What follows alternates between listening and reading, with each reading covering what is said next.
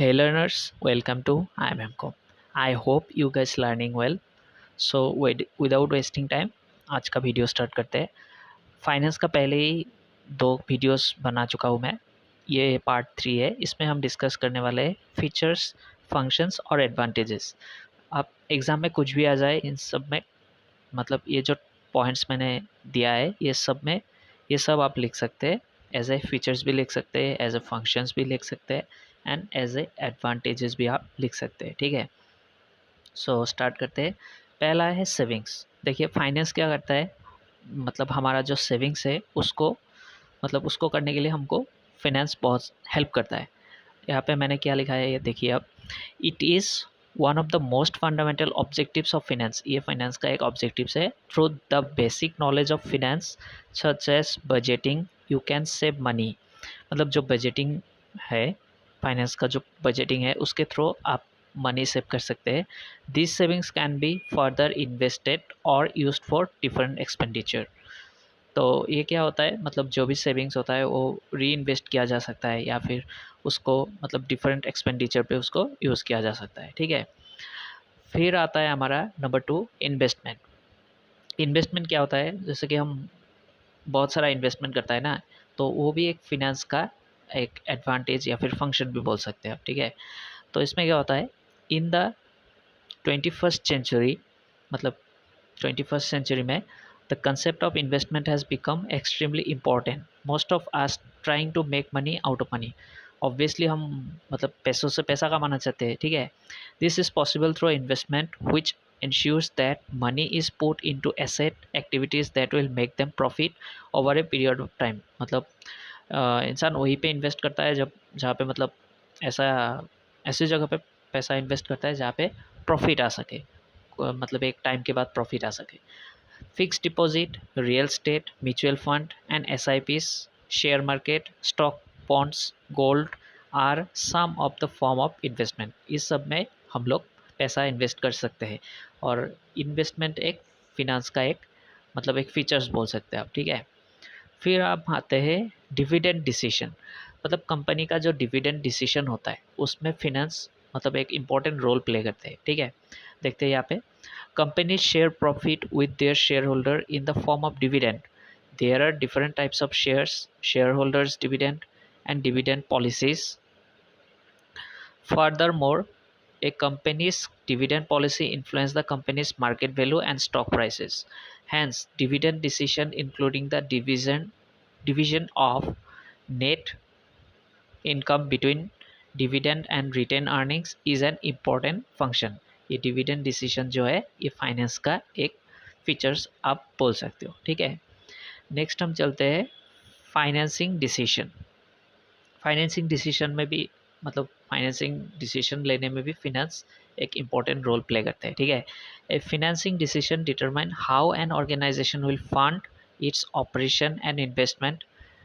मतलब कैसे वो ऑपरेशन करेगा और इन्वेस्टमेंट करेगा, इसमें ये आ जाता है। ठीक है, this decision involves choosing the sources of funds company will use to finance its activities such as डेब्ट, इक्विटी और एक कॉम्बिनेशन ऑफ बोथ। मतलब कंपनी अपना सोर्स कहाँ से लाएगा ये सब फाइनेंस डिसाइड मतलब फाइनेंस में डिसाइड करने में हेल्प होता है। ठीक है, फिर हम चलते हैं लिक्विडिटी डिसीजन।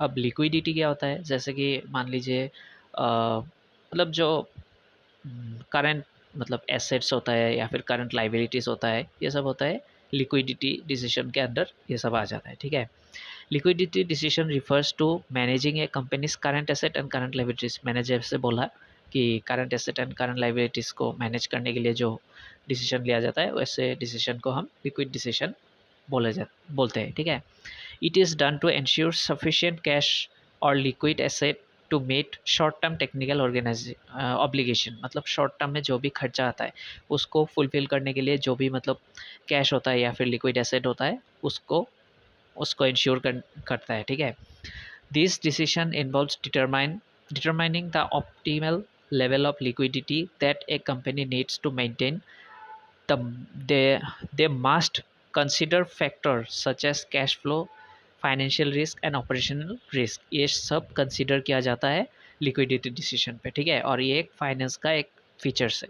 ठीक है, नेक्स्ट हम चलते हैं number 6, investment decision. Investment decision क्या होता है? इन्वेस्टमेंट डिसीजन मतलब हम मतलब कंपनी में एक इन्वेस्टमेंट कैसे होगा, ये सब हम यहाँ पे मतलब इन्वेस्टमेंट डिसीजन में आ जाता है। ठीक है, यहाँ पे हम देखते हैं the investment decision function resolves around capital budgeting and cash flow management decision.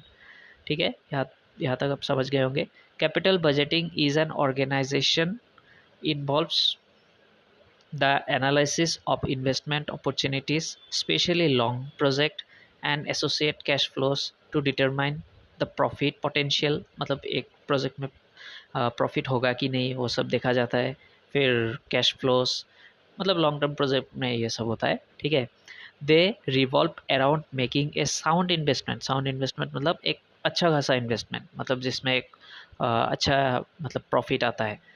that must reap sufficient and sometimes maximum returns for a business in the long run। ये मतलब एक मैक्सिमम रिटर्न भी प्रोवाइड करता है and for long term business के लिए। ठीक है, hence this decision are challenging and complex. ये सब डिसीजन बहुत ही चैलेंजिंग होता है एंड कॉम्प्लेक्स होता है, और ये फिनेंस का एक फीचर्स होता है। ठीक है, payback period, net present value method, internal rate of return and profitability index are the popular method to carry out the capital budgeting। ये capital budgeting में ये सब मतलब मेथड यूज़ किया जाता है। ठीक है, नेक्स्ट हम चलते हैं चैनलाइजिंग फंड्स। मतलब फंड्स कहाँ से आएंगे, कहाँ पे यूज़ होगा, ये सब। It is a well established fact that financial system is a critical element of any economy। ये critical element होता है फाइनेंशियल सिस्टम, आपको पता ही होगा। फाइनेंशियल सिस्टम में वो सब आ जाता है जैसे कि financial markets, financial institution, financial instruments, ये सब आ जाता है। ठीक है, एंड फाइनेंशियल सर्विसेज भी आ जाता है। तो हम इसको डिस्कस करेंगे। The financial sector and financial market perform the essential function of channeling funds from people who have saved surplus fund by spending less than their income to people who have shortage of investable funds because of their plans to spend exceed their income।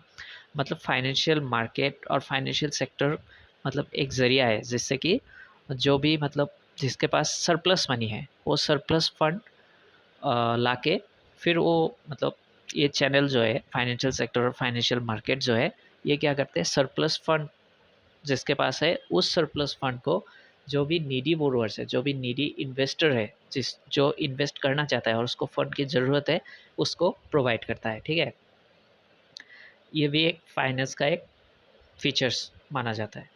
Next हम चलते हैं maximisation of shareholders wealth. ठीक है, अब यहाँ पे क्या होता है, शेयर होल्डर जो होता है कंपनी का, जो भी शेयर होल्डर्स होता है उनका वेल्थ कैसे मैक्सिमाइज किया जा सकता है। ठीक है, the objectives of any business is to maximise and create wealth for the investor. एक मतलब बिजनेस का ये एम ही होता है कि उसका जो भी इन्वेस्टर है उसका वेल्थ मैक्सिमाइजेशन किया जाए, मतलब मैक्सिमम टू मैक्सिमम उनका मतलब वेल्थ हो। which is measured by the price of the share of the company।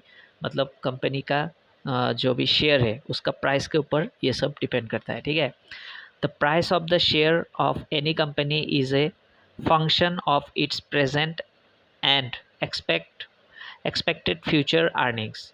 मतलब प्राइस ऑफ द मतलब शेयर का जो प्राइस है किसी भी कंपनी का, ठीक है, वो present and expected future earnings में हेल्प करता है। ठीक है, finance helps to defining policies and ways to maximise earnings. Finance help करता है मतलब पॉलिसीज बनाने के लिए और मैक्सिमाइजेशन ऑफ अर्निंग्स, मतलब अर्निंग्स ज़्यादा से ज़्यादा हो सके उसमें फाइनेंस हेल्प करता है। ठीक है, नेक्स्ट हम चलते हैं financial management. The maximisation of मतलब जो फिनेंशियल मैनेजमेंट होता है, मतलब फिनेंस कैसे मैनेज होगा वो सब भी फिनेंस के एक फीचर्स में आ जाता है। ठीक है, फिनेंशियल मैनेजमेंट में क्या होता है, the maximisation of the economic welfare of its owner is to accept financial objection of the firm objective of the firm.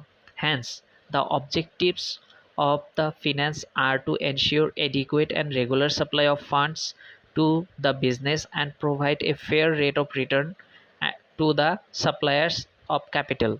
मतलब एक एडिक्वेट और रेगुलर सप्लाई हो फंड्स का, ठीक है, और रेट ऑफ रिटर्न भी हो, जो भी मतलब सप्लायर्स मतलब कैपिटल के जो भी सप्लायर्स है उनको एक अच्छा रेट ऑफ रिटर्न भी मिल सके. Finance helps by ensuring efficient utilization of capital available resources according to the principles of profitability, liquidity and safety. मतलब फाइनेंस हेल्प करता है जो भी मतलब इफिशिएंट ऑफ कैपिटल, ठीक है, इफिशिएंट यूटिलाइजेशन ऑफ कैपिटल, जो भी कैपिटल है उसको इफिशिएंटली यूज़ करना, ठीक है, जिससे कि ज़्यादा से ज़्यादा प्रॉफिट हम बना सके, ठीक है.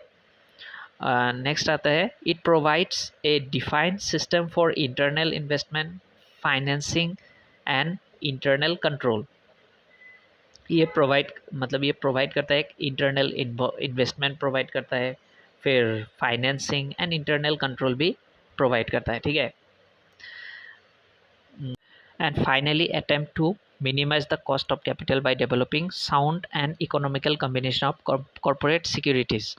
मतलब एक अच्छा कॉरपोरेट सिक्योरिटीज तैयार करना ताकि जिससे कि कॉस्ट, कंपनी का कैपिटल कॉस्ट कम से कम हो, ठीक है. नेक्स्ट हम चलते हैं last but not the least, acquisition, allocation and utilisation of funds. इसमें क्या होता है, फाइनेंस मतलब हेल्प करता है फंड्स लाना, फिर उसको एलोकेशन करना, फिर उसको प्रॉपर्ली यूटिलाइज करना, ठीक है. Finance as a function deals with the acquisition, allocation and utilization of funds. A business must ensure that adequate finance are available from the right sources at the right cost at the right time. यहाँ तक आप समझ ही गए होंगे कि business business को ये ensure करना पड़ेगा कि जो भी मतलब फंड्स लाया जा रहा है वो एकदम मतलब राइट्स, जो भी सोर्स है जहाँ से लाया गया वो सोर्स ठीक हो, उसका मतलब कॉस्ट ठीक हो, ठीक है, और उसका टाइमिंग भी ठीक ठाक हो. It need to decide the mode of raising funds, whether it is to be through the issue of securities और लैंडिंग फ्रॉम द बैंक, ठीक है. यहाँ पे आप ऐसे रीडिंग करके मतलब समझ सकते हो, इजी लैंग्वेज में दिया हुआ है. Once funds are acquired, the funds have to be allocated to various project and services. मतलब फंड्स जब भी एक्वायर किया जाता है तो उसको एक अच्छी जगह पे या फिर अच्छे प्रोजेक्ट में एलोकेट किया जाना चाहिए. And finally the objective of business is to earn profit, which is very large extent depends upon how efficiently allocated funds are utilized. मतलब जो भी एलोकेटेड फंड है उसको कैसे यूटिलाइज किया गया एफिशिएंटली, उस पर डिपेंड करता है कंपनी का अर्निंग, ठीक है. Proper utilisation of fund is based on sound investment decision. मतलब एक अच्छा इन्वेस्टमेंट डिसीजन पे मतलब बेस होता है जो भी प्रॉपर यूटिलाइजेशन ऑफ फंड है, ठीक है. प्रॉपर कंट्रोल होना चाहिए. एंड एसेट मैनेजमेंट पॉलिसीज, जो भी पॉलिसीज है कि एसेट को कैसे मैनेज किया जा रहा है, ठीक है, वो सब. And efficient management of working capital में इफिशिएंट मैनेजमेंट होना चाहिए. मतलब एक प्रॉपर मैनेजमेंट होना चाहिए ताकि कैपिटल वेस्ट ना हो, ठीक है. तो आज के लिए इतना ही. आई होप आपको वीडियो पसंद आया होगा. सो नेक्स्ट आपको किस टॉपिक में वीडियो चाहिए आप ज़रूर कमेंट करके बताना. And if you like the video please like it and subscribe my channel. And if आप अपने फ्रेंड्स से भी शेयर कर दीजिएगा video. And thank you for watching. Bye.